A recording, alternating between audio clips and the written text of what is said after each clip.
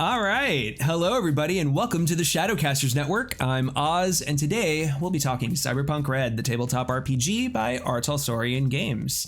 And we're going to be focusing on how newcomers to Cyberpunk and Night City can best dive into the world and heighten our gaming experiences, either at the table or in anticipation for when we get to play the very excitingly hyped and anticipated video game, Cyberpunk 2077. So anyway, with me today to tackle this topic is the media ambassador for our Talsorian games, also credited in Cyberpunk Red Jumpstart Kit as writer, editor, and layout artist, Jay Gray. How are you doing tonight? Well, I can see what you're saying about pixelation looking at the feed there. Yeah. So it's possible that I'm an artificial intelligence. I just want everyone to know that, and that's what the problem is, and it has nothing to do with horrible American internet. Yeah, you know, time of the red, the internet, the net is really spotty. I'm doing well. Thank you. Thank you for having me. Thank you for having your campaign so far. It has been a lot of fun to watch. Oh, thank you. I mean, so we got a chance to meet at Gen Con, and honestly, like, if it wasn't for you and your team's help and input, our tabletop RPG, our actual play of Cyberpunk Red, called Punk's Not Dead, that we've been doing every other Monday, that would not have been possible without you guys. So honestly, thank you so much from the bottom of my heart to all of the help that you guys have given us and all of the support as well. I mean, it's a really big deal to us when game developers notice our actual plays and retweet us and spread the word of mouth. So, oh well, you know, it means a lot when our games are played. So yeah. That helps. But yeah, so it was actually really cool. Like we actually had a chance to meet in person. I got to meet you in my cool like my corpo outfit. I was like, the tie. Yeah, and that is when you guys passed me the Cyberpunk Red Jumpstart Kit, which is mirrored on stream. But yeah, you guys handed me the beginner's box, and I was actually able to read it on the way home, which is awesome. But yeah, like, tell me, when you guys released this at Gen Con, how quickly did you sell out of the Jumpstart Kit? We purposefully rationed it, so there would be a certain number of copies every day, and every day within 2 hours of the hall opening, the ration was gone. Jeez. Well, I mean, like, how many would you say you were able to sell? I'm not allowed to give out sales numbers, but okay. We brought 3 or 4 pallets worth of them. There are some shots of us. We had to assemble the boxes there the day before the hall opened. And that took a bit of time for us because we had all the components, but because just the way the industry works, we weren't able to get them assembled before they got to the floor. And so we were putting them together right there. But it was about a tenth of what we ultimately had put together. And that's actually almost all sold out now too. We are working on the second printing now, or 2.5 printing now as we speak. Nice. So yeah, and aside from Cyberpunk, which has, you know, enjoyed this like new renaissance, I actually hit me recently that you guys have a lot of notable franchises under your belt. You know, just recently you all did the Witcher RPG, fairly recently. So like it hit me like you guys were able to adapt the CD Projekt video game to a tabletop RPG, and now CD Projekt Red is adapting Cyberpunk, the tabletop RPG, into a video game. So I thought that was really funny. How did that all come to pass, if you don't mind my asking? Well, Cyberpunk came first. Basically, the story Mike tells is that we licensed Cyberpunk to Poland years ago to a small company in Poland. 5 people bought it. Those 5 people eventually went on and founded CD Projekt Red. So when they decided they wanted another franchise to work on, something new, different, something that no one had seen before, they said, well, what about Cyberpunk? We love playing that. They contacted Mike. Mike went over there. He was very impressed. He tells a story with a goat much better than I can. But yeah, they started working on it. They announced it in 2013, which coincidentally is when the first edition of the game is set. And then they started working on it. At that point, later on, they were talking. Mike was talking with them on the phone, and they said, we'd love to see a Witcher tabletop role-playing game. This was after 2 was out, but before 3 was out. Witcher 3. And Mike said, well, I really don't do fantasy, but he must have said something out loud enough, because Cody, who was apparently 16 at the time, rushed into the room and said, Dad, I'll do it. He then went to Poland with a notebook yay thick of notes to make a pitch, and made a pitch to person after person after person at the company. And they said, yeah, this is great. And they saw what he was doing there. They liked the interlock system. We already knew that. That's the system that Cyberpunk runs on. And from there, it was just a matter of working on it. And they were harsh taskmasters. It took us a while to produce the game. And one of the reasons why is because, we had to, halfway through, they had to start accounting for Witcher 3. Everything they had was based on Witcher 2 at the time. But also, the CD Projekt Red went back and said, well, this needs to be this way, this needs to be this way. And worlds are important to them. Same thing with Cyberpunk. And so they wanted it to be good. And so they worked hard, and we worked hard, and we made a lot of changes, and we listened, and we tried to get the license right. Nice. Yeah, well, I mean, hey, congratulations on this collaboration, because this is like a really big deal. I think this is basically something that's, I mean, aside from Dungeons and Dragons, really, that, they did like Baldur's Gate and Neverwinter Nights and all that, like, this is really just kind of unprecedented for any other tabletop RPG to get a video game of this scale. Yeah, Star Wars back in the West End game time had a big tie-in. But that's Star Wars. Like, that doesn't count. Yeah. And I don't think they ever released a Bloodlines supplement. Oh, that's true. Vampire the Masquerade, yeah. Bloodlines. That was a big deal. But yeah, I mean, since then, this is a big, big deal. So yeah, again, congratulations to all of you. So, thank you. So let's talk now about why we're here. So, as you know, right, the Shadowcasters network, our core audience comes from Shadowrun. I'm sure you've heard of that game. I have and played it. It's a great game. Yeah, and so like, I came into Shadowrun during 5th edition, so I'm still kind of a relative newcomer and to the tabletop RPG scene in general. And I remember hearing about Cyberpunk 2020, and I was thinking, oh man, this looks like a cool game, but it's kind of like old and outdated. I could probably skip it for now. And then fast forward to today, the 2077 video game came up, and then all of a sudden I'm just like, oh my god, what? And so my interest obviously shot up, as I'm sure it shot up for a bunch of people as well, even people who have never played tabletop RPGs in their life, right? And then you guys announce that you're releasing a new Cyberpunk tabletop RPG called Cyberpunk Red. And that, of course, and it came out actually on the same day. It was a really funny thing. It came out on the same day that we announced that Shadowrun 6th edition was going to come out. And I was like, oh my God, this is like Christmas. So I was like, I started really diving in. I wanted to know more about this world. I wanted to play this game. And so like I've heard interviews that you guys have done with like, longtime fans and content creators for Cyberpunk, like the Mad Queen.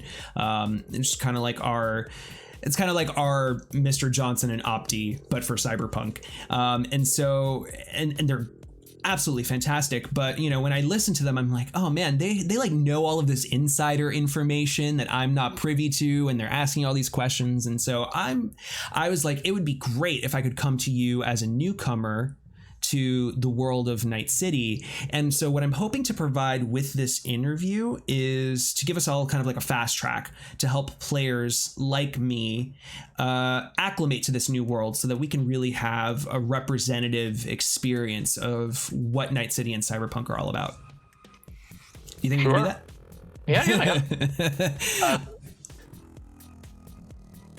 Where to start? Well, the first, all due respect to Shadowrun, which is a great game and one I played many times. Cyberpunk was first. Yes, it was. By about a year. There's a joke that goes around the office that Mike and Jordan, creative mind behind one of the creative minds behind the original Shadowrun, tend to have the same ideas. They just have them about a year apart. Yeah. No, we started out in the late 80s with the original box set. It's very much a product of its time. If you ever see it, it's a box with a couple of paper booklets, a couple of other things in it. Updated in the early 90s to Cyberpunk 2020. There was many source books. Then the market crashed. Role-playing game market crashed. CCGs just took the wind right out of it. In the video game, a lot of companies went under at that time. West End Games went under. The original Fossil went under around then too. Mm-hmm. And they said, well, it's time to pack up a little before the same thing happens to us and we can't take care of our people anymore. And but more importantly, that's the history. That's real world history. Cyberpunk takes place in an alternate timeline compared to our own, much like Shadowrun does, where there's a split. And except for our split isn't about the rise of magic. Our split is just about the destruction of the United States. The world experiences a collapse as the United States is found out to be hacking international stock exchanges. Mm-hmm. And many countries turn on us. At the same time, disease, climate change, money spent on foreign wars in Central and South America just put the United States into an incredibly crippling depression where hundreds of thousands of people are dead or displaced. Infrastructure crumbles, nuclear power plants can no longer be maintained and are still run. So there are a couple of accidents there. At one point, Europe says, okay, we're giving you a warning, and they drop rocks on Florida and Colorado City. Oh no, that's where I'm from. Yeah, I'm sorry to say that your city got flattened by a rock from space. Oh. and asteroid to the wing. Yep. But there were other changes as well, where you had because of all this, you didn't have the internet the same way. Instead, the development of cybernetics and neural interface technology meant that they kind of skipped the step where you created a World Wide Web and went right to plug your brain into the computer, where it wasn't necessary to come up with touch-based screen and hyperstack interfaces. Okay. Actually, we should definitely talk. Now that I'm thinking about it, we should definitely talk about the technology of Cyberpunk. I mean, not like now, but we'll talk about it later. I want to talk about so Cyberpunk Red. Now, this is obviously like all of the history that occurred in Cyberpunk. So my question is, you started with 2020, and now I find it interesting that you all decided to set it in 2040s, despite the video game coming out 2077. So you have like this in-betweener. And so I guess I want to ask, what was the reasoning behind that decision, and why do you feel that this piece of the Cyberpunk timeline is so important for our Talsorian that we play in? Like, how does it help us contextualize what's already happened in 2020 and what's going to happen in 2077? Well, let's see. You have what we call the Time of the Red. It actually started in 2013, moved to 2020, and then now we're going to 2045 with this edition. And one of the important things to remember is that when in Cyberpunk, you have megacorps. That's a staple of the genre. You have them in Shadowrun too. And when you have corporations acting like countries, one of the things countries do is they go to war with each other. And so we had something called the Fourth Corporate War, where two of the largest security/private military firms, Militech and Arasaka, started off just protecting other companies and getting involved in their little wars, but eventually it turned personal, and ego took over common sense, and you just had this war that just engulfed the planet, moving up into space. And various things happened. Shipping came to a standstill. And it turns out that most of the world's goods are transported by boat, not by.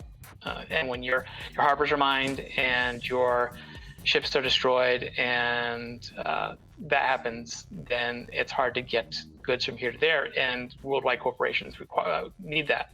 The other thing is a man named Raish Bartmoss, who is the most insane yet brilliant net runner, which is like a decker in the Cyberpunk universe. He died. He was specifically killed by Arasaka during the war because he was acting against them. He didn't like them very much. And when he died, a contingency plan he put in place unleashed, and the net was essentially broken by the data crash virus, which swapped data randomly between different data files, no matter where the different. So people would have, and little things like Militech would order 100 soldiers to a place, and one of the zeros would get swapped out with something else, and so they end up sending 1,000 soldiers, which would cause reprisal, and so everything got messed up that way. But also, semi-artificial intelligent things called rabbits populated the net, which made it, and it would attack anything on site. It made it impossible to use the net for all the things the net was used for: communication, data storage, controlling everything. It was, you take our modern internet and you imagine a couple more steps where we're so dependent on it that everything runs on it, from your door lock to there is no really localized stuff. That's what the net was in that universe, and it was impossible to use. Between those two things, the world just kind of shut down for a while. And of course, by 2077, it's better. And we wanted to tell the story of how you get there, because if you told a story of World War II, and then you told a story of, say, the 1980s, decent rough thing, and you didn't tell how you got from World War II to the 1980s, especially in Europe, where they were rebuilding, and they were actually, the war took place for the most part. It doesn't make as much sense. Right. We wanted to tell that story of how it happened. Also, part of it is, I think this was the story Mike wanted to tell with the game.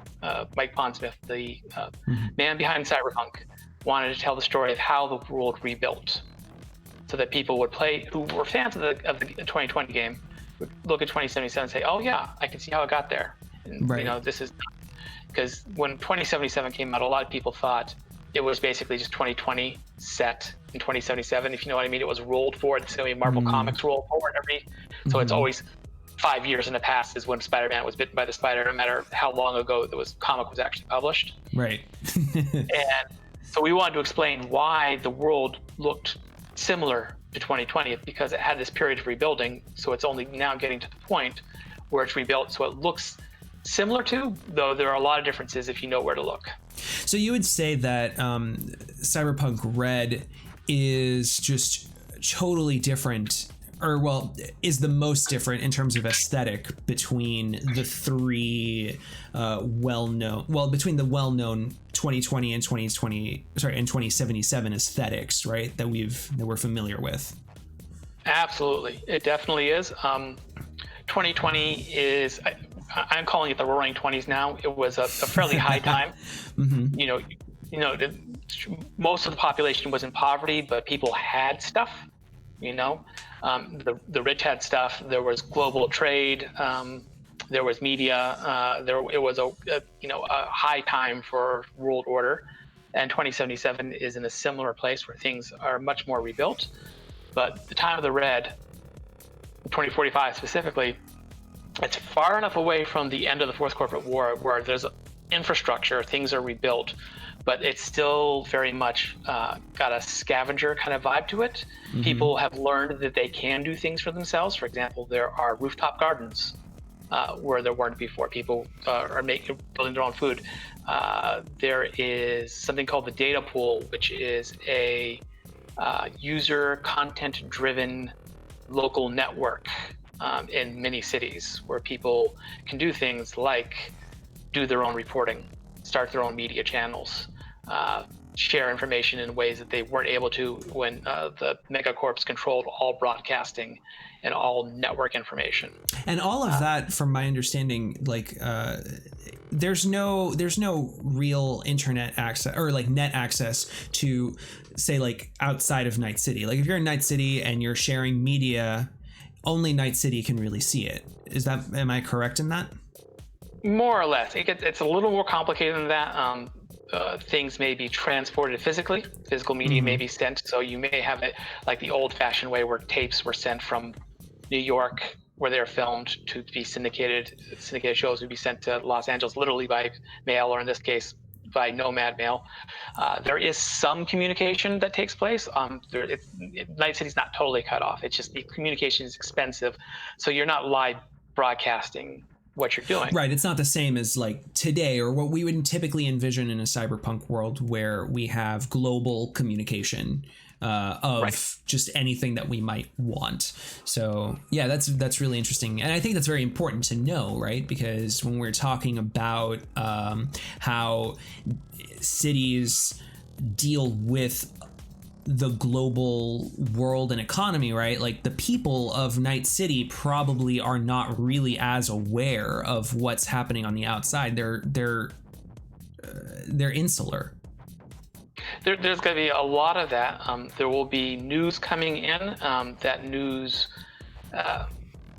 will, it'll come in either through word of mouth, storytelling, nomads, or there probably are some, by 2045, there's some level of syndication, Associated Press type thing, but it is going to be definitely much more primitive than what we are used to in this day and age.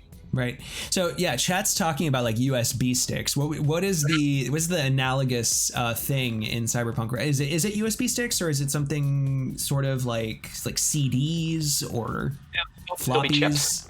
Chips. If you watch the 2077 demo trailer, the 1 hour one that came last year, there's a point where they have a little triangular the chip. Shard, right? Yeah, the Shard. It's basically the technology physically hasn't changed that much, so I'm sure the data storage capacity has. So when we're in Cyberpunk Red and we need to like slot some data, it's okay to use the term like slot in the Shard? Absolutely, yeah. Okay, cool. Yeah, I just wanted to know because like we've always been like, is the Shard like a thing that came in 2077 but not so cool? Yeah. They're data chips. In fact, in 2020 there is a chip socket piece of cyberware which is specifically for slotting skill chips, and that's the same basic idea. And that we specifically at some point, I think in one of the 2020 books, describe chips, and there's no uniform appearance to them, and some of them actually look exactly like a Shard. They're triangular, so it's just a different slang for the same thing. Right.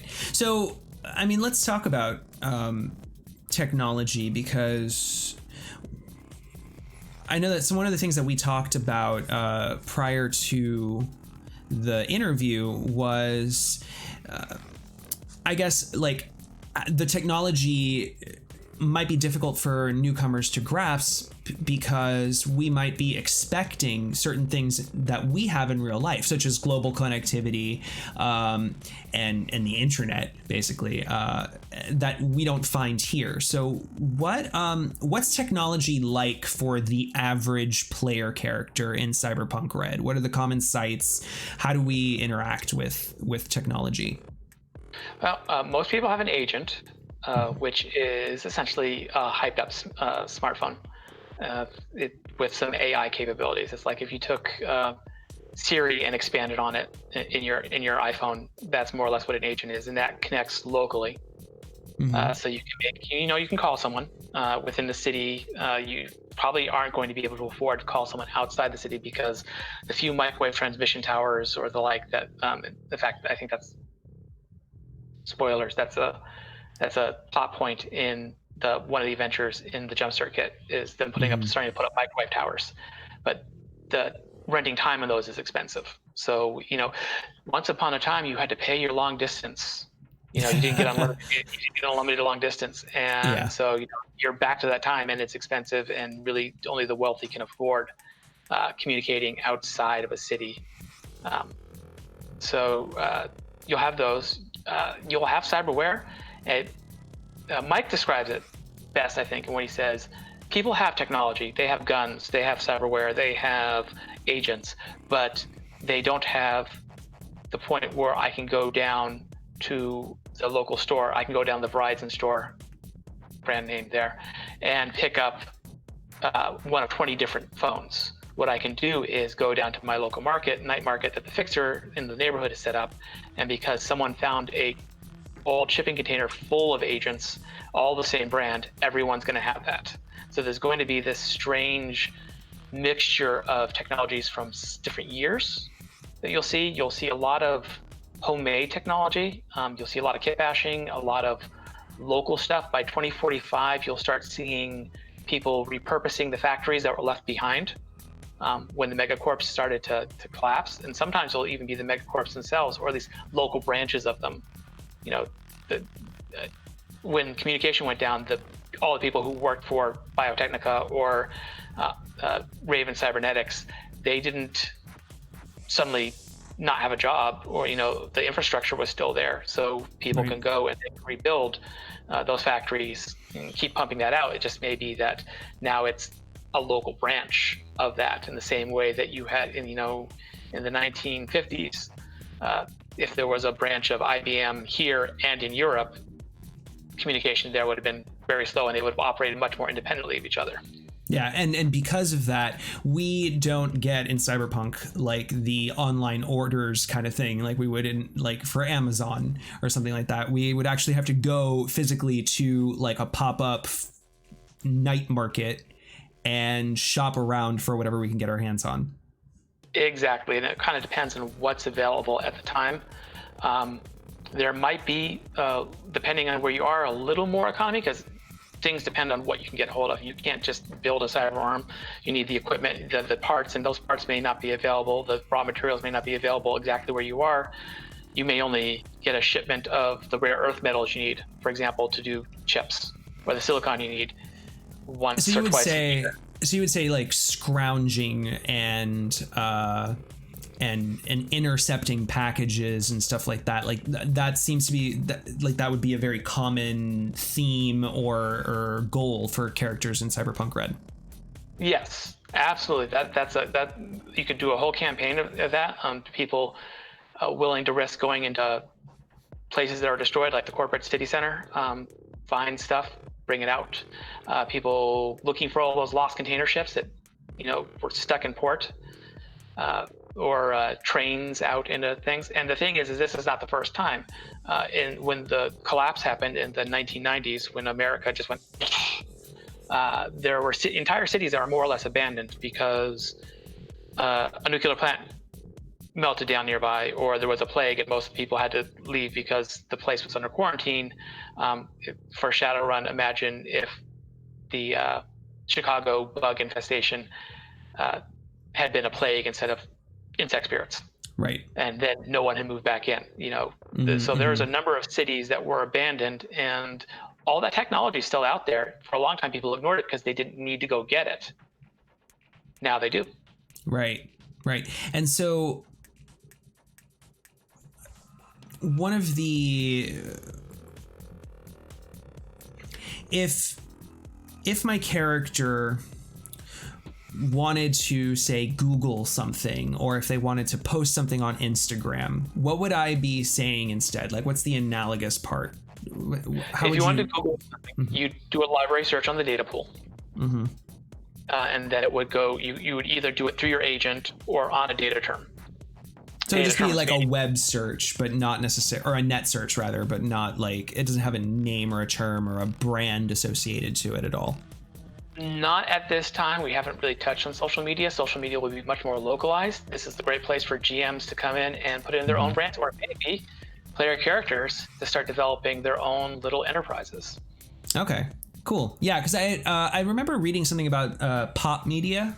That's apparently like what people can interact with, and that seems like it was more of like a YouTube kind of deal. Yeah. Okay. So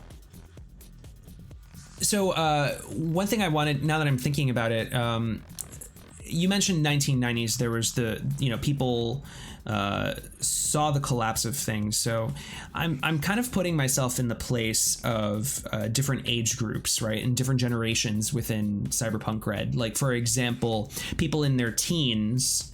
By 2045, they were born during the red sky after the nuke blew up in Night City, right? But they never actually experienced it. But they grew up in that memory.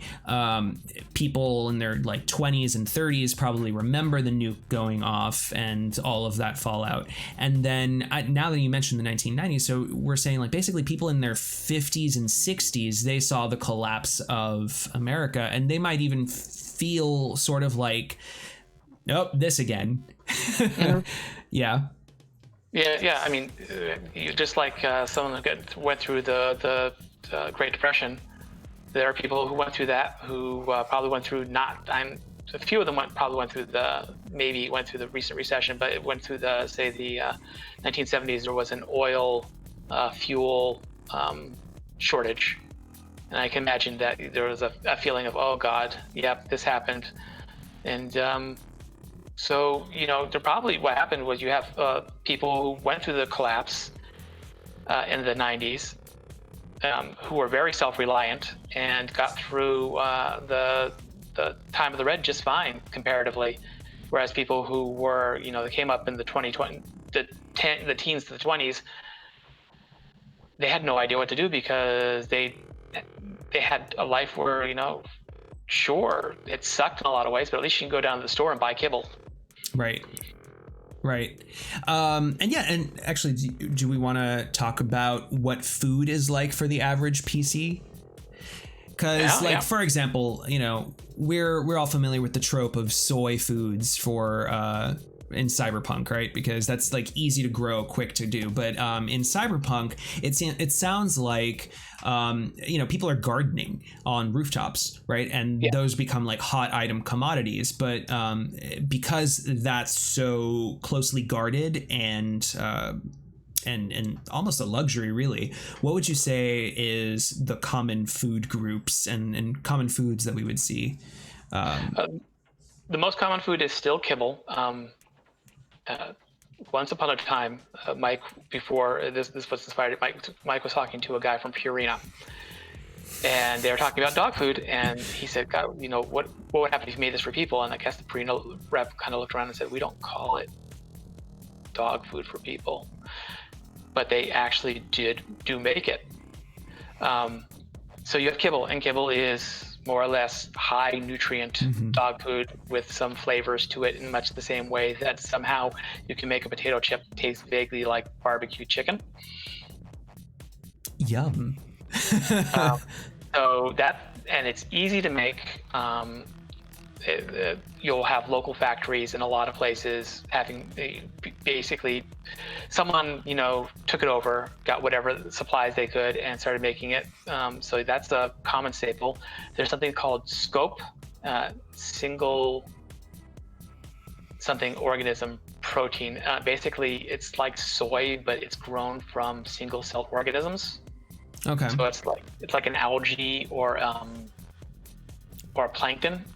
That is like soy in that it is, or tofu, it's sculptable, and with the right enzymes you can make it kind of taste like other things, but fairly easy to make in a factory, and so you'll have a lot of that, and then you will have actually there are a lot of people in the Red, poor people, have more access to fresh food, as you're saying, because people remembered, hey, we don't need a farm to grow our food. We don't need a giant business to do it for us. We can get some dirt. And sure, the carrots look a little funny because the soil is a little radioactive, but hey, it's still food.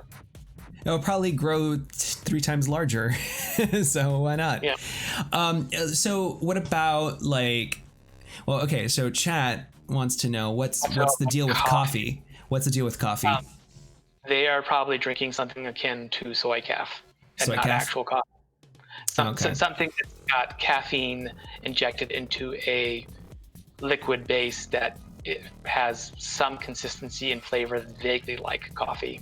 Real coffee would be extremely rare and a high quality luxury good because it wasn't all that common to begin with, even in the 2020s. Really, most people were drinking artificial, essentially synthetic alcohols and synthetic coffees to begin with, because not many people were. Large parts of the United States, especially the Midwest, were Dust Bowls again. So the crops weren't being grown to make those things. And then there was a massive war in South America where America was the aggressor that took care of a lot of problems there. Plus, the DEA in the 1990s released a genetically modified virus to destroy cocoa plants and opium, and it mutated to consume other plants as well. Good job, DEA. Because I'm also thinking, what about like sodas? Because sodas have caffeine, but do they make like, yeah? You'll have local sodas much the same way you'll have there's variations of Dr. Pepper, right, that are very regionally based. Gotcha. And if I went to a restaurant, what kind of, like a common restaurant on the streets of Night City, that, you know, I'm a PC, I want to go out and have a meal. What could I expect? Because I assume that they don't just serve kibble at the restaurant. Kibble sounds like something you would just have as at home to fill yourself up. But like, what about place of service? You might have some real food in terms of they may have a deal with the local cooperative growing some vegetables, so they might have some of that. Probably small bits of it as opposed to the large dishes. You know, you may not get a salad, you may get a small bean side. You will have scope shaped into things by people who are experienced in such things. You may get things like soups, broths. There may be chunks of meat in it, it's probably better not to ask where that meat came from. Okay. All right. And then what about bars? Like if I wanted to order a drink, what kind of alcohols? Like what's the alcohol like? You will have Smash. Probably people are still making Smash. Yes, there are probably ramen. We can't remove ramen from Cyberpunk. No.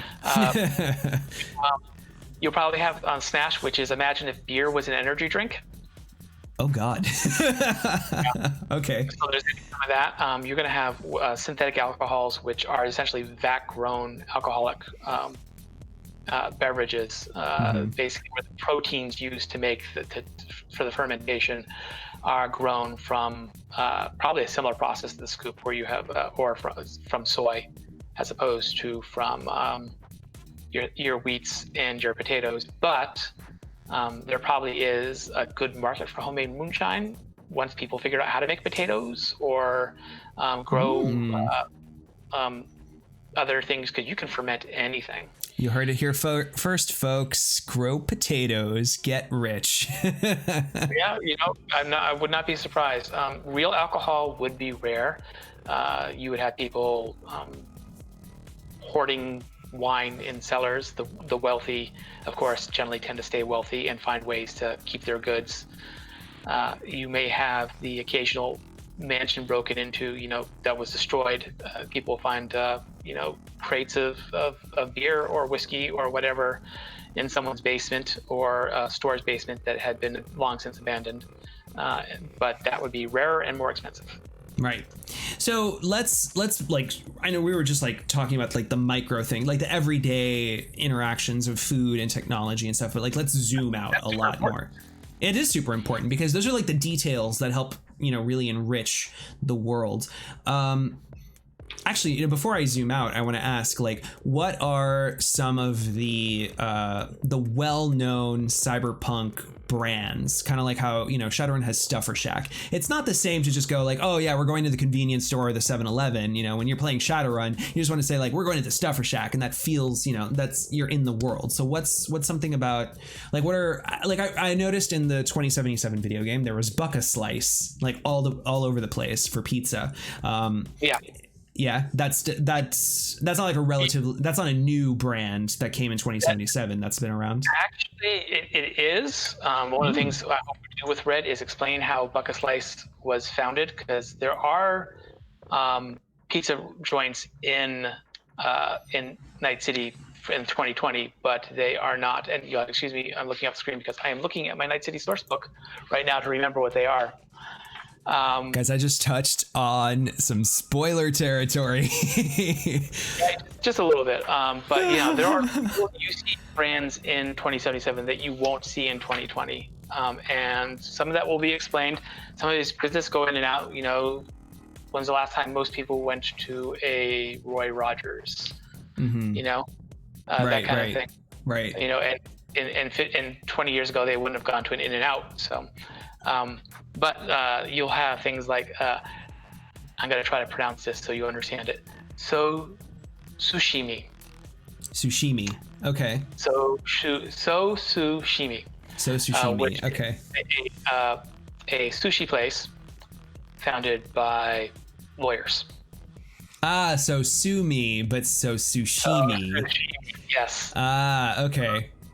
Or Aunt Annie's meal cookies, which is a Night City brand where they take kibble and they ground it up and they add a few other things and they make cookies that are about yay big that are meals. All right, interesting. We're getting questions in chat about fashion. That's also a really good one to ask. Yep. Are there fashion brands or people, or is this kind of like something that's seen as like, this superfluous kind of, like it's not in a world that's post-apocalypse scrounging for stuff, I can't imagine that fashion lines are on the top of anyone's priority list. But what would you say fashion is like in Cyberpunk Red? Well, more local. Or alternatively, you're wearing last decade's fashions because that's what somebody found a container full of. Smart clothing is becoming more mainstream as the technology becomes cheaper and easier to produce on a local level. And by smart clothing, I mean clothing that has certain programmable traits. You can tell it to change its consistency, make it vaguely a little bit of armor, change colors, plug it into your agent so it detects things like it keeps track of heart rate, body temperature, that sort of thing.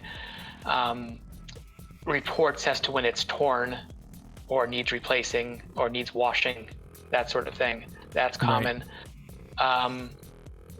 You're going to have a mishmash of fashions in the 2045s, I think, because you're going to have people wearing old fashions because old fashions were found in bulk and sold. You're going to have some new fashions. You're going to have people making their own clothes for the first time in a long time.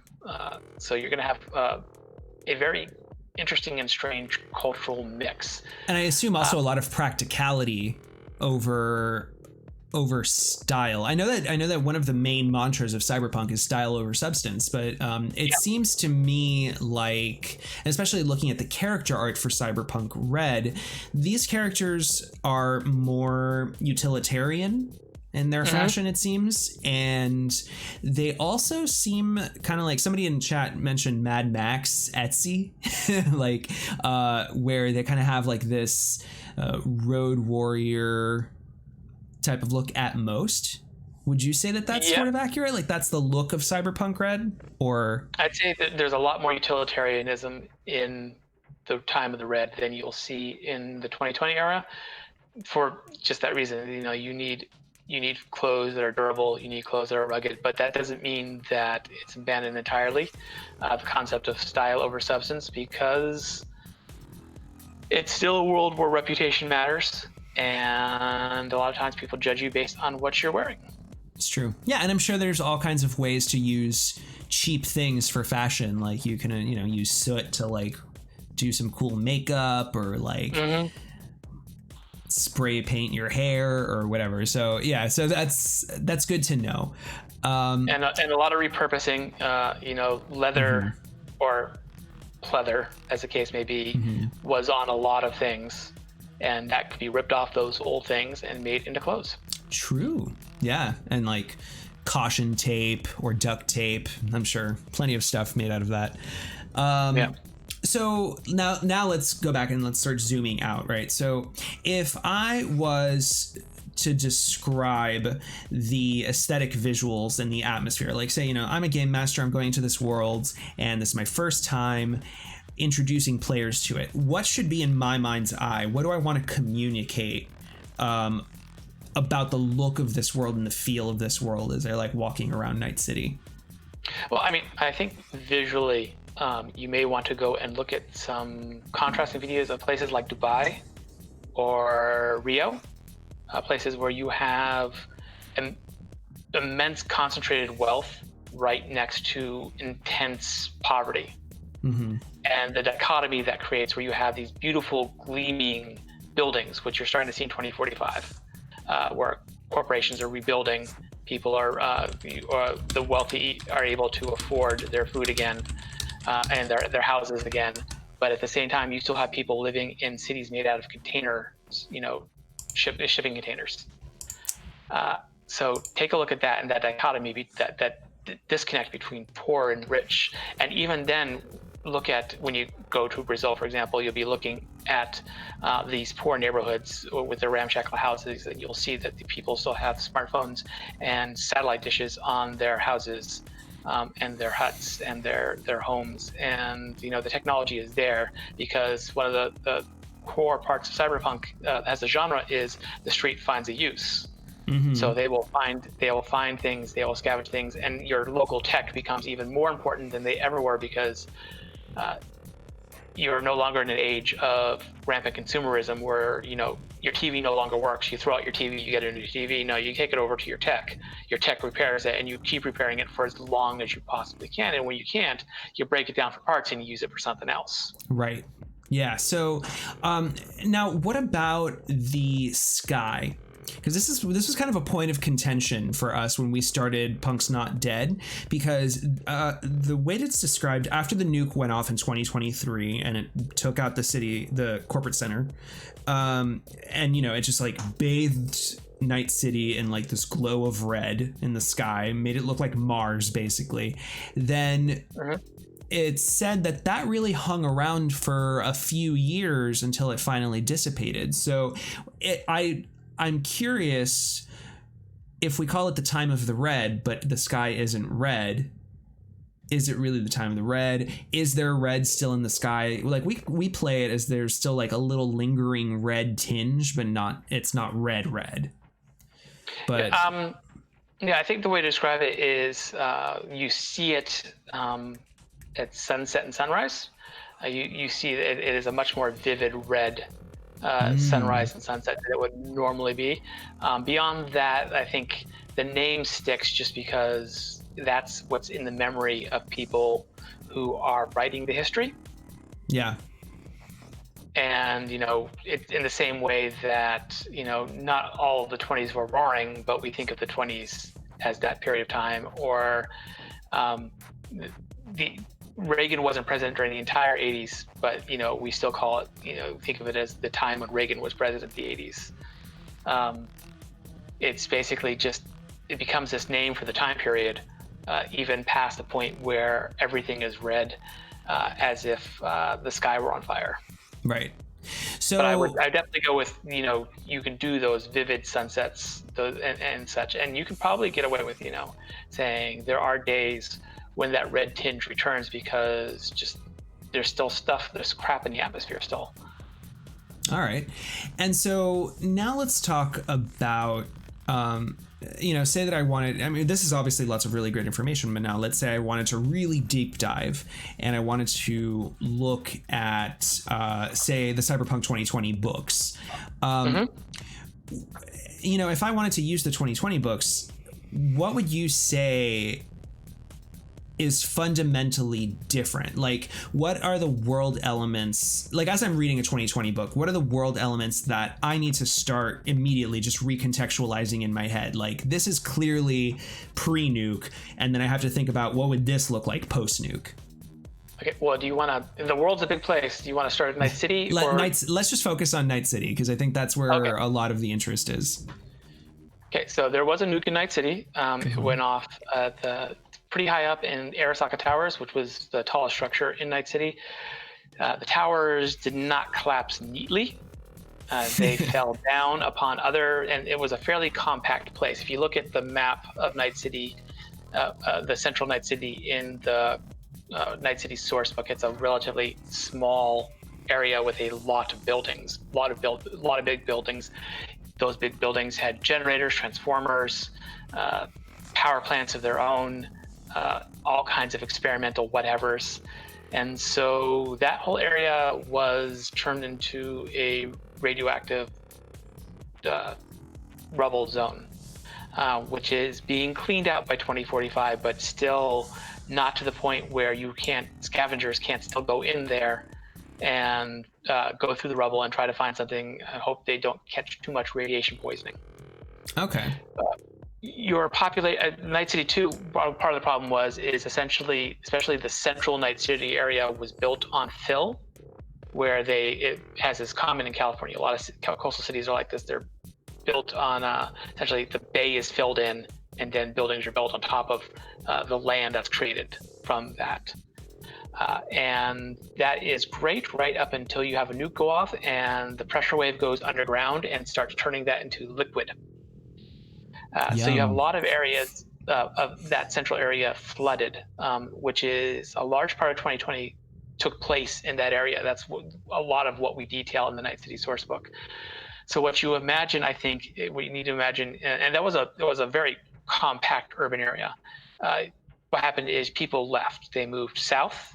Mostly, some moved north, but a lot of them, I like to think the wealthy moved north. The non-wealthy, the poor, moved towards the south and overflooded the suburbs, Haywood, Rancho Coronado, Pacifica, that kind of area. So you have container cities, you have apartment complexes, malls, shopping centers that were originally built for commerce and normal living, being used by larger groups than they're intended to, or for purposes they're not intended to. So imagine, look around your local area and say, if tomorrow the population of the city quadrupled and they had to all be in this one area, how would they reuse that char, that storefront, that playground? And I think you'll have a good mental thought of how you would see Night City in the area. I would say that in 2045, you can look at what was in those southern areas, Haywood, Rancho Coronado, Pacifica, and say, and South Night City, and say, this is what was there. Not a lot of new things have been built. All the old things are either destroyed or repurposed, and you can start going area by area and kind of working it out. And we'll have more information about Night City in the Red Core rulebook once that came out. Central Night City itself is slowly being rebuilt and is actually used to some degree. For example, the hospitals there are still being used, but the basements are flooded. Right. It is I think it's important for us to contextualize, right? Like right now we are talking about the Cyberpunk Red Jumpstart Kit, which it came with a worlds book, right? And it kind of gives like an overall overview, and it has a timeline and it has some details, but it's definitely not as detailed as, say, the Night City source book that like went street by street and talked about all of these different buildings, right? Which, by the way, that book is probably one of the best source books I've ever seen for a city. Yeah, I like to say, that and the Seattle sourcebook together, the original, I think, set the standard for that sort of thing at the time. Yeah, for sure. And so now, we don't have that as of this moment. I can only assume that in the future, Cyberpunk Red will have something similar that'll detail Night City in a more and basically, like, right now we have to fill in the blanks. We have to take what we have right now is the 2020 source books, and we have to like reimagine what we are reading. Right. And part of that comes down to working with CDPR, because we have to make sure our Night City can turn into their Night City, if that makes sense. Yeah. And so when we were working on the Jumpstart Kit, there were still a lot of small details being worked out back and forth, and we didn't want to say X is true when it was not true in 2077, or it couldn't turn into something that was true in 2077. There's a lot of room for the GM to do their own thing. I like to say that if you start with the apartment scenario in the world thing, take it out, make it a block, decide what's around it, build out from there, make your own world. Feel free to use the Night City sourcebook if you like to work that out. I personally think that the apartment set somewhere in South Night City. That's where I would set it, but we left it kind of vague so the GM had room to build their own world, and so that those that were if you're running at a con, you didn't get bogged down in the details. If you're running it at home, it's your chance to make your own thing, or to take it outside Night City, put it in New York, put it in Raleigh, North Carolina. Right. Yeah. When I ran the apartment for my personal tabletop group, I did it like right outside of the blast zone, so I could really like describe what all of that looked like. So yeah, no, that's awesome. One question for you though, like you mentioned a couple of neighborhoods, but what would you say are the new areas of Night City that a standard game in Night City would take place in Cyberpunk Red? Oh gosh, the thing is that I don't think there's such thing as a standard Cyberpunk Red game. I mean, well, like for example, Shadowrun, I would say I would probably get started in the Redmond Barrens in Seattle. What would you say is the analogous? Like, this is probably where you might see characters. Like, what's the classic? Like, if the team had to come up with what is quintessential neighborhood for Cyberpunk Red for starting characters? The thing is, I don't think we're at the point where I can talk about that yet. Sure, fair. And part of it too is one of the things I love about Cyberpunk is it is so broad. Yeah. I'm listening to a bunch of different actual plays of the game right now, and we've got one that is some of them are 2020, some of them are red. There's one that's really great coming out of Australia from Baby Beer Media that is centered around a pirate radio station. We've got one that is a group of gangers, though, even though they're gangers, they have a corp and they have a media in their fold, because the corp talks to the corpse for the gang. That's his job. And that's set, I believe, in the combat zone in South Night City. If I were personally doing it, I would probably set it in South Night City, not far from the edge of Central Night City. So it's at the best of both worlds, not too dissimilar to what you did with your apartment, right? Putting it on the edge of the corporate center. I would just move it a little further to the south. Let's see. Let me look that up. Which neighborhood that would be? Getting them deets. Yeah, well, the thing, there's so much information to keep track of, and every day I put out a new fact about the Cyberpunk universe. But the bad thing is as new facts come in, old facts vanish.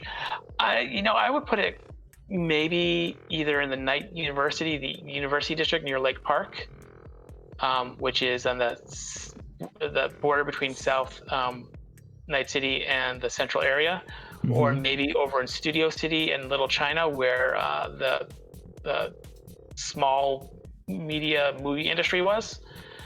Those are both good places. Gives you a good balance between the urban blight of the central area that was destroyed through the nuke and the rebuilding. Cool. And like, would you, off the top of your head, do you know any source books in particular that detail those best? Those neighborhoods? Oh, you want to go? Yeah, they're all in the Night City source book. That is what nice. where it goes.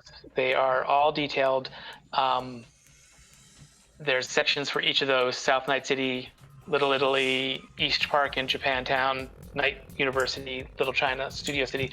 That's all. They all get their own chapters in there. And there is a map of the central area, which you can get for free on drive-thru. You can get it at actual size, its original size, which is huge. And you can get it oversized printed out if you'd like. Okay, nice. All right, well, then let's talk then even bigger scope. If you had to describe a different theme for 2020, Red, and 2077, what would each of those be? And then what would you say is the overarching theme for all three that ties them all together?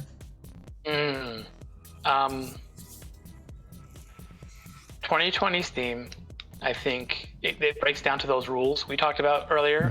With the first rule of Cyberpunk is style over substance, and that's very much 2020's theme. It is a world where reality doesn't matter, just how many people you can convince something is real. That's how the megacorps run everything. You know, the media, it doesn't matter what the truth is, as long as the media corps convince enough people of the truth. And as a result, and it's a very shallow time in a way. People are very much out for themselves. Comparison wise, you might think of it as like the 80s. Yeah. Where you have a very, what is it, Wall Street with Michael Douglas, greed is good. Yeah. The four, actually, as is mentioning the four posters, there are four posters out there, 2077, which represent different eras. And 2020 is that. Now you get to the time of the Red, and it's very much a substance over style. You know, where survival is a much different thing. It's not just have a gun, look good. It's much more intense, but there's more opportunity. In 2020, you can only save yourself. In the time of the Red, you have a chance, maybe not to save the world, but at least to build something beyond yourself. Like a community. Yeah, definitely a community feel. I mean, like already thinking in terms of like save the crops on the rooftops kind of thing, and gather technologies and set up radio towers and stuff like that. I can really imagine a lot of community building for sure. I mean, even the apartment scenario, that starting scenario, has a community feel to it because you're trying to protect an apartment building for all of its tenants. So the time of the Red, you can go take over a factory and repurpose it to build your own little local merchant empire. You can start a pop media channel, much like a YouTube channel, where you get the news out there without being filtered and censored by the megacorps. That's your opportunity.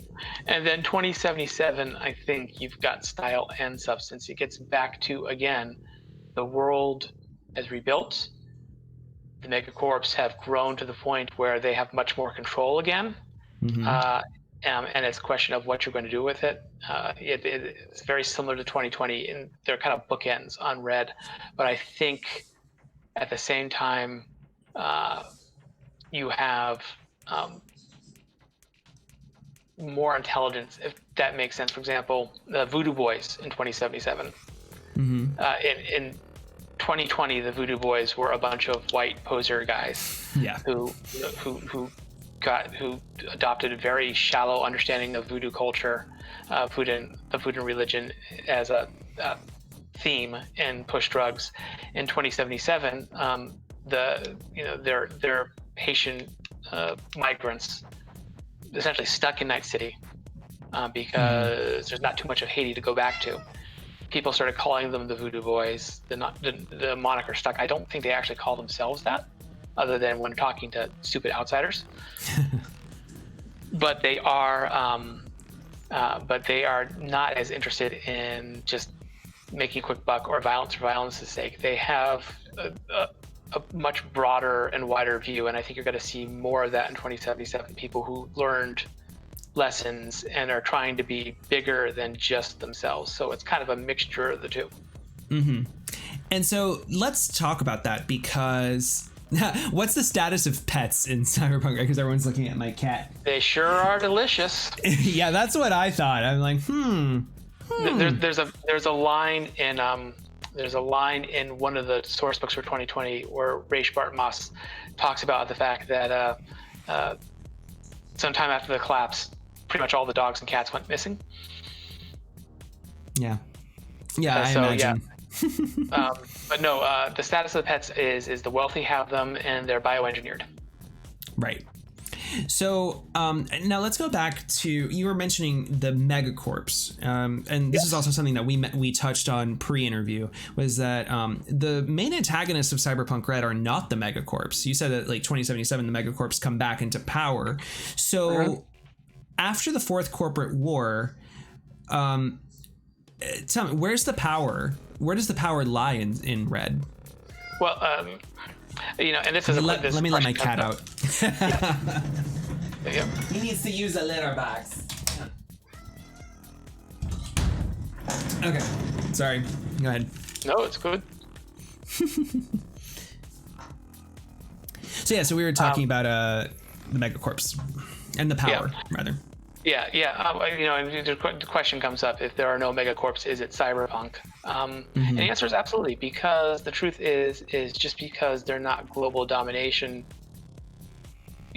impossible to budge, you'll never win against the megacorps, doesn't mean there aren't local powers.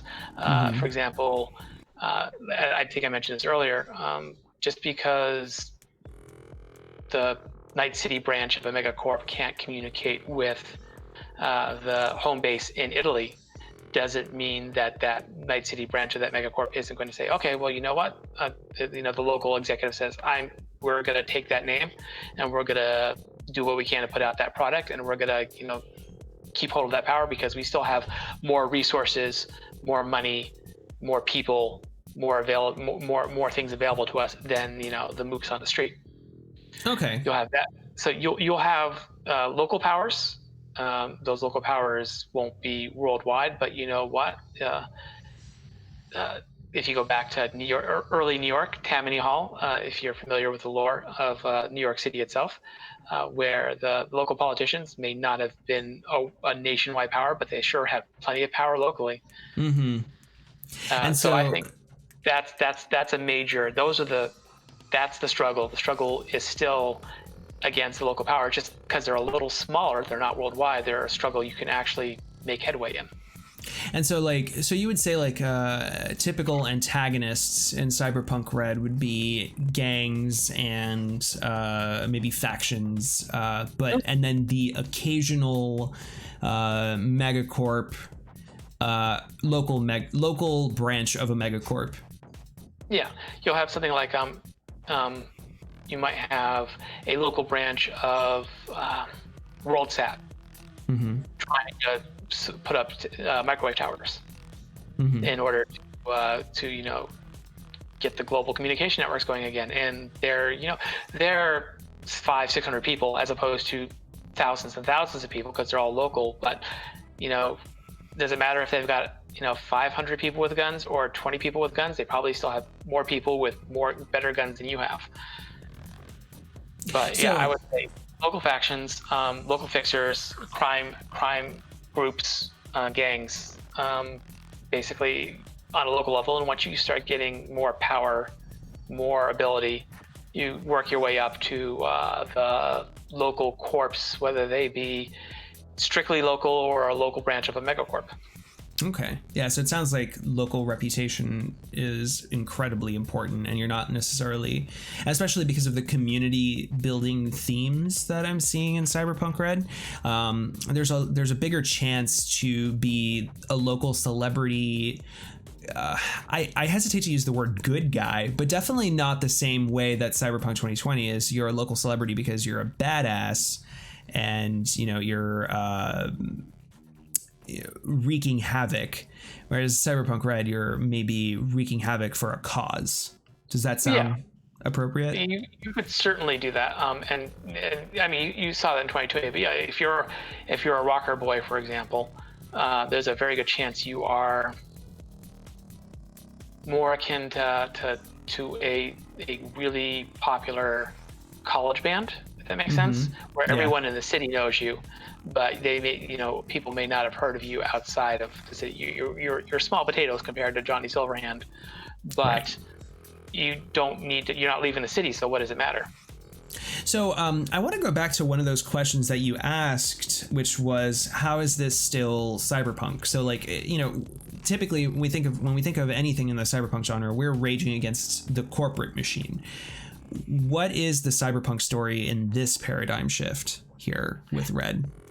It is, you're still raging against power. It's still about power. The power is not specifically unbridled capitalism, the way it was, or monopolistic capitalism, the way it may have been, but there is still that level of power out there where you're saying, okay, the city government, maybe the local nomad tribe, maybe the local gangs, there are people who want to control things, and they maybe want to, maybe they just want money out of you.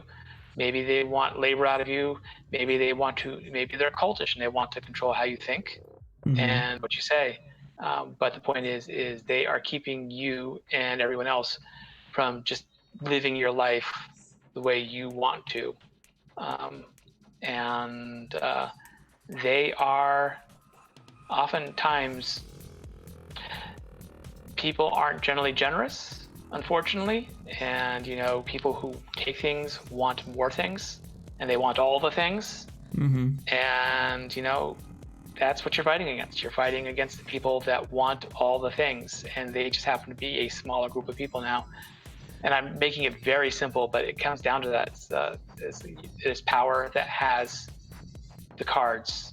The difference is in the past, they had all 52 cards in the deck, and now they have 51, and maybe you can get one and start stealing back a few more. Very, very cool. I think honestly, with all of this information, we've really, really delved a lot into how to approach and think about Cyberpunk Red and the overall context and the timeline of this long-running franchise that's about to just grow even more and explode with the release of the video game. I want to say Cole mentions OCP Detroit from RoboCop, and it's right. It doesn't matter what OCP is outside of Detroit, because in the end, the local branch controls the cops and the government, and have the robots out in the street. And it doesn't matter that that's what they are. It doesn't matter what they are beyond that, because that's what the people of Detroit have to deal with. So we have like another 15 minutes. So I want to open this up to audience questions in chat. And I'm actually going to go ahead and refer to one that was asked a little while earlier from a Venzi, which was, and this is kind of like just sort of related, but still related. So speaking about the cool partnerships, can we talk about what our Talsorian has been doing with Sirenscape? So the Forlorn Hope package was amazing and really bled Cyberpunk Red. Do you have any more plans to continue working with Sirenscape? Yes. Look for news about that sometime soon. Tease. No, we are very happy with our partnership with Sirenscape. They've done they went above and beyond. We are interested in doing more with them, and we're working on a project as we speak. I mean, I think Sirenscape is just, and honestly, every tabletop RPG, in my opinion, should have its own soundtrack. Like, unless you're doing a very generic kind of setting, I feel like you need to set up a soundtrack, give people like that atmosphere, because that really adds a little extra layer. Music for me is very important when I run my games. If you've ever watched my actual plays. And it's a fantastic app because it gives you so much more control over it than just, the old days I had a playlist and a bunch of CDs in the changer. And I just kind of hoped that I can, and it became a chore, to switch to the right track on the right CD at the right time. Yeah, no, I would imagine you have to like keep a list on the side of like all your tracks, and you can be like, ooh, yeah, yeah, and actually, it's I know that Sirenscape doesn't just have the Forlorn Hope package. That one was specifically for Cyberpunk Red, but it has a bunch of other Cyberpunk themed playlists as well, like the Marketplace and I forgot what else, but I know that there's running the net. So yeah, there's definitely some options there. Yeah, it's all their science fiction subscription. Yeah. Why don't we, and something that just came to me, I want to go back to an old, like when we started this, we talked about the net. Tell me, so I'm new to Cyberpunk Red. Mm-hmm. What is the net like? I mean, aside from the elevator system, so like we've when you read Cyberpunk Red, you're gonna hear about how elevators work. That's the system, but I guess I'm trying to think more in terms of the look, what I should be envisioning, because I know when we are net running, we're not like passing out and going into a VR space. We're actually kind of seeing an overlay through virtuality goggles. So what is that experience like for a net runner, and what are the interactions for a regular person on the net using the net in whatever capacity, maybe with or without virtuality goggles? Well, okay. As we described, the old net, which was your very Tron style net, where you're fully immersed and you're essentially transporting yourself into an alternate dimension that is all digital, is destroyed. And not only in people, it's not just a matter of case of, hey, we had to rebuild this infrastructure, but people are realizing that maybe the level of connectivity it had was a bad idea. Because it led to this. And so what you have is, instead, if the old net was a C, the new net is a bunch of lakes which are not connected to each other, where you have essentially everyone has their own network. Just much, imagine if everyone's network, IBM has their network in a building, and the Indianapolis Convention Center has their network, and the hotels each have their own networks, and the networks don't talk to each other. Mm-hmm. So you have to go there locally. And one of the important things is, and this needs to maybe be a little better described than it is in the Jumpstart Kit, is you still plug your brain into the computer. Okay. It is not just a matter of putting on the goggles. It's not all virtual. There is a level of mind-machine interface, but because you need to be aware of your surroundings because you're on site. It's a lot of the visual is done with the goggles, which you put over your face, and then you get the old net was kept standard through a set of algorithms, the IP algorithms, which were installed around 2013, 2014, and they made sure that everyone saw the same thing. And everyone saw what they saw the way the programmer intended. Before that, it all depended on how your specific deck translated the information. And the problem with that is you got very disjointed experiences, especially when two netrunners ran into each other, where one would be seeing a medieval castle and one would be seeing a spaceship, and they couldn't describe what they were seeing to each other, and they couldn't communicate well together about their surroundings. The problem with those is the viruses we're talking about that destroy the net were hidden inside those protocols, and they can't be replicated easily. Talking about the rabbits, right? Yep, they can't be replicated easily. So basically, these individual networks basically look like whoever programmed them wants them to look like. There are some standard iconography, like the hellhounds generally look like demonic dogs because that's how they're programmed to look. So, but if you're local and you really want to put in all the effort, you can make your local network look however you want. Most people don't. Most people, it probably looks like a bad wireframe graphic Tron-y kind of thing. because why put the effort? People aren't really using it for the same way they would have used the old net, where it was literally a place I spent all my time. Now It is, once again, a network where I control, I store my files and I control my cameras, and it's not a virtual reality I hang out in. Gotcha. So like I play a Netrunner on our actual play Punk's Not Dead. So this is why it's like I want to make sure I have the same visual. So we're talking like if I'm plugged in, I would see a wireframe kind of overlay with things popping up, also maybe looking wireframe or avatar 3D avatar-y, right? And then I would just descend. The programs will probably look a little better because the people who make the programs will actually care about that. Okay. So, and you can you'll be able to custom. You can probably customize your programs too, so that if you had something that could attack, you may want a sword, you may want a gun. That's your choice. Gotcha. Okay. And so then, one of the things that I read in the book was that you can access I forgot what was it called, like a server or a point of access. You can access it as long as you're within X number of feet. That sounds like it's wireless, but you were also talking about plugging in. So what are the? Yeah, sorry, it's wireless. So there is some wireless, but it's like local wireless. You have to be in its vicinity in order to start hacking it. And so then if I'm in its vicinity and I hack into it, then that's when I start seeing the overlay of like that grid in my virtuality. And then every time that I hack a level, I probably like see everything kind of rise, right? And I descend in the elevator.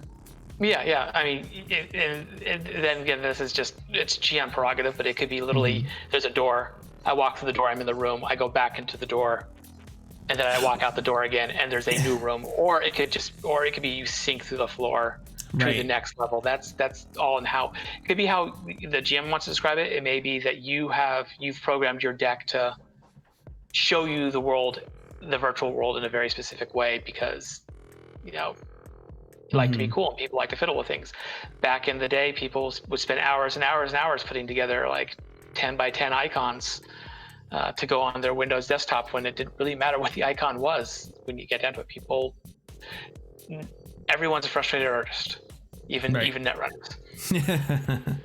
All right. But yeah, it is definitely simpler, but you go down, you move level by level, and part of it is this is just how it translates. It's not like the computer is programmed with different levels and on each level is a file. It's just that's the easiest way to make it simple for the netrunner to work on this. Your average person is probably interfacing through a monitor as opposed to virtuality goggles and a plug, because the goggles by themselves don't do that much. You need the whole package. Right. Yeah, I would imagine it would just be kind of like playing in a VR game maybe at best, but it wouldn't be that kind of level of interface. So a normal person would still have to interact with a monitor and work their way through that. And all right. They would have the password, and it would work much more like a regular computer. Like a regular computer hacker. All right. Good. That's good. So now I can go into it super prepared. All right. Well, I think that's great. I think this was awesome. Thank you so much, Jay. Before I let you go, I have a quick bonus topic for you.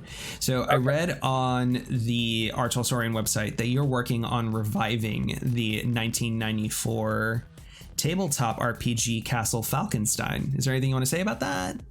Well, first, what's the elevator pitch for Castle Falkenstein? Elevator pitch for Castle Falkenstein: high adventure in the Steam Age. Imagine an alternate world where it's 1870s Victorian Europe, but at the same time you have all the classic characters: Sherlock Holmes, Captain Nemo, the Nautilus, and you have fairies and gentlemen sorcerers and dragons who are actually dinosaurs that managed to survive the extinction by developing magic and intelligence. It is played with cards and not dice, because only ruffians play with dice.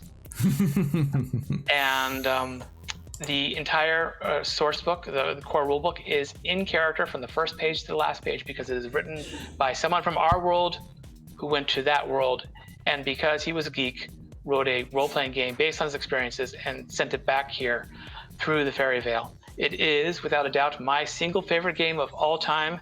I cannot recommend it highly enough. Awesome. Well, I look forward to seeing your remake of it. Yeah, well, it's good. We're working on things with it. It's going to come after Cyberpunk. Cyberpunk and Witcher is our main focus right now. Of course. But it is something I've been promised we're going to get back to. It's something that is near and dear to the hearts of Cody and Lisa and Mike and Cody, the Pondsmith family, if only because Cody, their son, was born the same year it came out. Aw, okay. So they're siblings. And but also because it's my favorite game of all time, and I'm hoping that sometime in the next year we'll have announcements about what may come from it. Nice. Castle Falkenstein, the video game by Cyber Project Red. Oh, that would be lovely. I will say, if you're at Gen Con and you're into Victorian role-playing, every year there is a Castle Falkenstein LARP there. What? And it is amazing. It's going on its 9th year, and every year the plot continues just a little bit from game to game to game. It's run by a man named David Robbins, who has done a masterful job. I've played 3 years in a row now, and it is the most fun I've had at Gen Con. Love it. All right, well then, go ahead and give us your plugs and any information that we should be expecting about Cyberpunk Red and where to find Cyberpunk Red and what's going on. How do we find you? How do we find this game? Okay, you will find us on Twitter at Talsorian Games. No periods. You will find us on Facebook, Talsorian Games. You'll find us on Instagram, which is, I believe, official Talsorian Games, or official Talsorian. Just enter Talsorian, you should find it. You can buy the box set from your friendly local gaming store or from talsorianstore.com. You can get the digital version at DriveThruRPG, where is, I believe, currently the 4th best-selling item on the site. Mm-hmm. And if your store is not carrying it, feel free to contact us, and we will tell you how they can get it. Ooh. We will be at PAX Unplugged. We are booth 2941. We will have the Jumpstart Kit there, as well as Witcher, Castle Falkenstein, and many others oracle things, including Teenagers from Outer Space, our anime comedy role-playing game. Very cool, very cool. And you also have a Discord. You actually have 2 Discords, I believe. There's an Talsorian and there's a Cyberpunk one, right? The Cyberpunk one is run by fans. The Talsorian Discord is official. You can generally find us there. I would post a link, but by the time I got it, it would be like 5 minutes from now. Right. So go and search the net, edge runners. Well, all right. Yeah. All right, excellent. It was a pleasure to have you on the show. Join us and watch the Shadowcaster Cyberpunk Red game. It's great. Yeah. Well, it was a pleasure to have you on the Shadowcasters Network. Thank you so much for joining us. Oh, this was fun. Thank you. I appreciate it. Absolutely. Thank you. It was a great conversation. I loved getting to talk to you and talk more about the game that we're playing. And yeah, this is really, really fun. I'm excited to see what the final core book and supplements ends up looking like. It is going to be fantastic. We are hard at work at it, and it's going to be neat. Cool.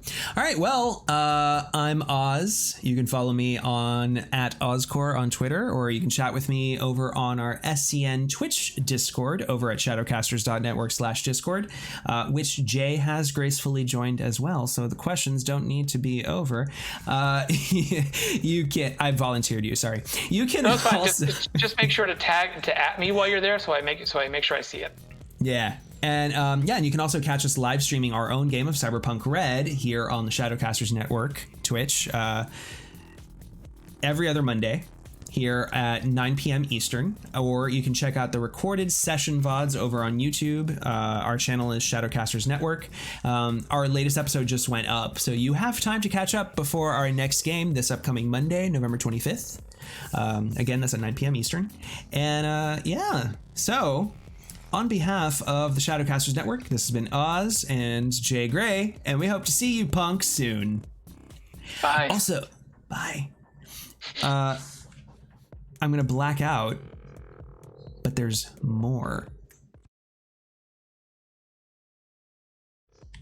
Yeah, I just wanted to black out. So, stick around, those of you in chat, because I'm going to give myself like another 15 minutes just to kind of like reset. I got to set up my green screen, and I'm going to be playing some Disco Elysium, and continuing my playthrough of that. So, stick around. Jigray, it was a pleasure. This is where we part ways. But I'll see you online. Absolutely. But we will, of course, keep in touch. And again, thank you so much for all of the support that you've given Punk's Not Dead and the Shadowcasters Network in our